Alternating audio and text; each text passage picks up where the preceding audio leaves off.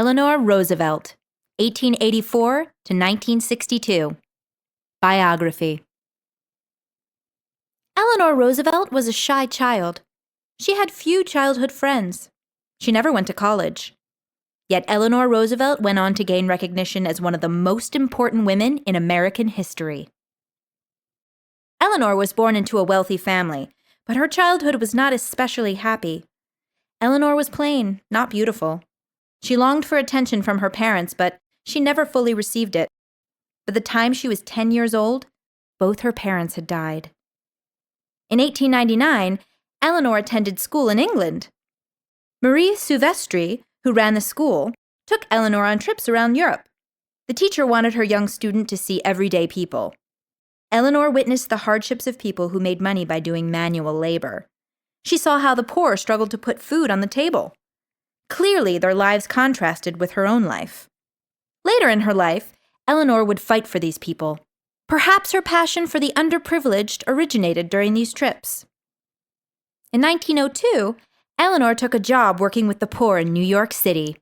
By now, she was far from indifferent to the problems of the city's poor young women, many of whom worked in sweatshops.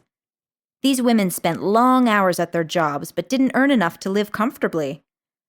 Workplaces were often unclean and unsafe. Eleanor paid tribute to these workers by writing to newspapers. She told the world how hard they worked and how dismal the workplaces and the pay were. In 1905, Eleanor married Franklin Delano Roosevelt, FDR.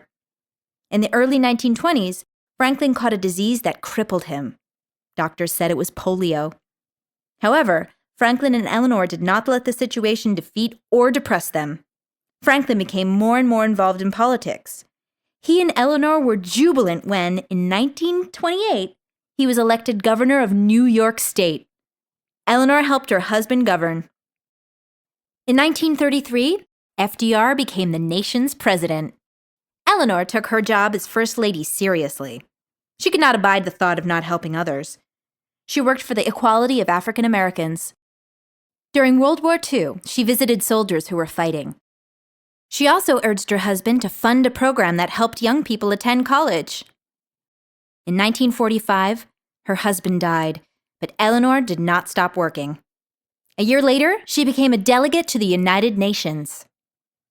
After World War II, the Soviet Union and the United States were not on friendly terms.